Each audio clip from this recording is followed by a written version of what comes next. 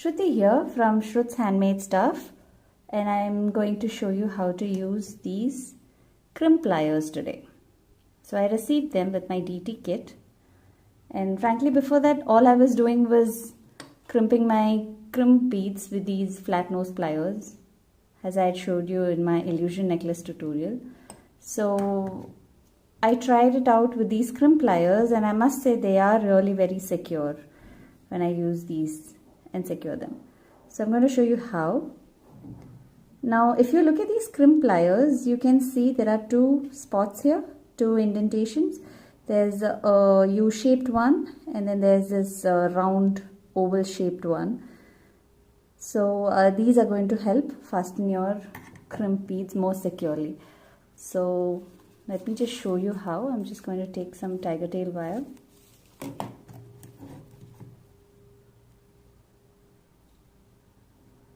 Snuff off a bit.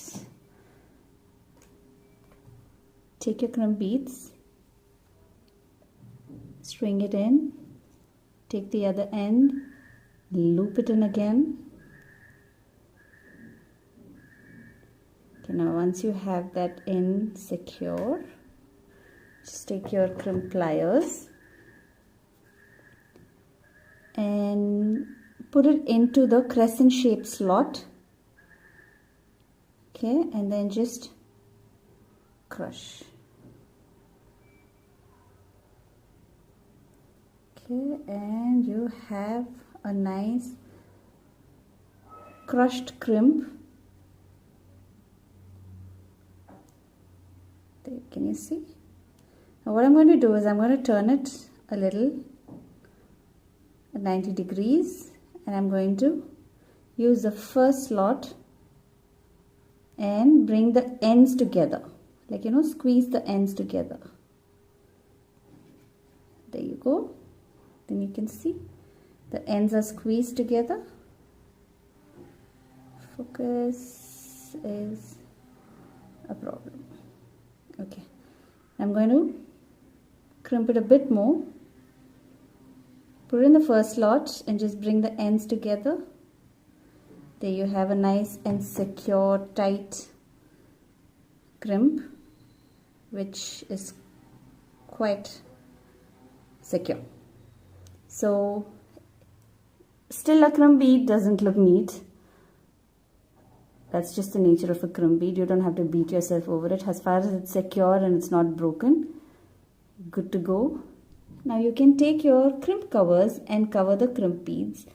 And this plier does help me even with the crimp covers. So I'm just going to put in the crimp covers here in the first slot. Take it in and just push it in. And then I take my flat nose plier just to give it a flat finish. Oops. So I've used my crimp pliers to push it in.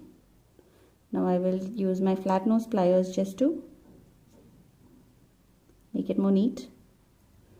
Here you go. And it's closed. So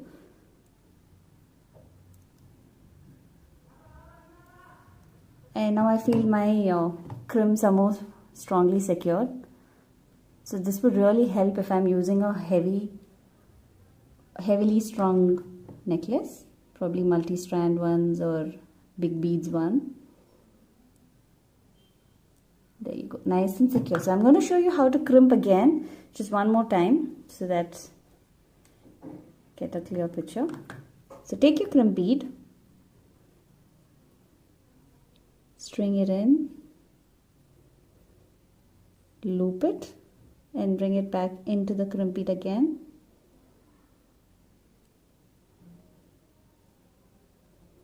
Push it further in and take your pliers, put it into the innermost slot, the crescent shaped one, and squeeze nice and tight. Okay, and then you have your crescent shaped crimp bead. going to do it one more time because I seem to have missed one part of it. It's kind of tricky to look through the camera and work, so pardon me for that. And then I turn it at a 90 degree and I put it in the first slot.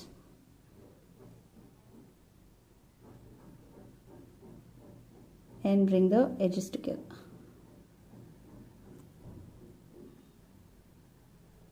One more time, can never be more sure. And there you have a secure crimp using this awesome possum crimp pliers.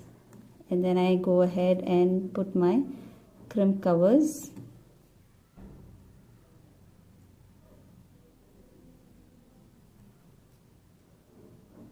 Put it in and just push it in a bit, and then you use your flat nose pliers because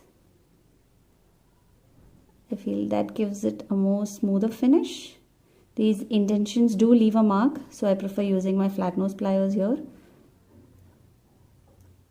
But if you're really good, if you really have the patience, you can use your crimp pliers and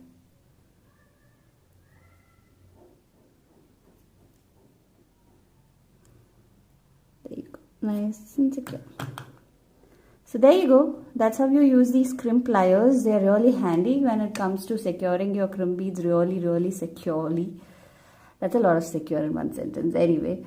So do check it out on A1 Crafts page if you like it, and happy designing.